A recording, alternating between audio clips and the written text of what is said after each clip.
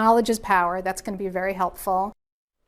For all of positive what she has to say about these changes, UIC professor Rachel Weber says the TIF program has grown so immensely. It's huge. There's 136 of these districts that it is difficult to corral. And she says there's a long way to go.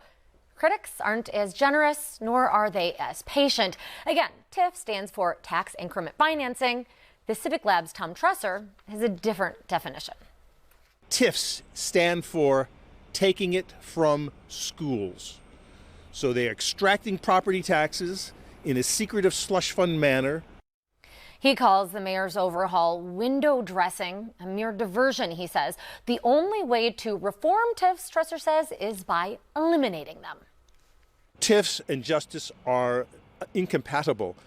The TIFs hoard the money in the wealthy communities. I can't repeat that enough. And they starve the poor ones. He's not alone in that criticism. The Chicago Teachers Union, a perennial foe of the mayor, knocks Lightfoot for advancing the changes without community input and says if the mayor were truly serious about TIF reform, she should sunset downtown TIF districts early. Now, the Lightfoot administration says this is just the beginning and more changes to the TIF system are coming down the pike. In the future, they're going to roll out stricter standards for creating and ending TIFs. All right.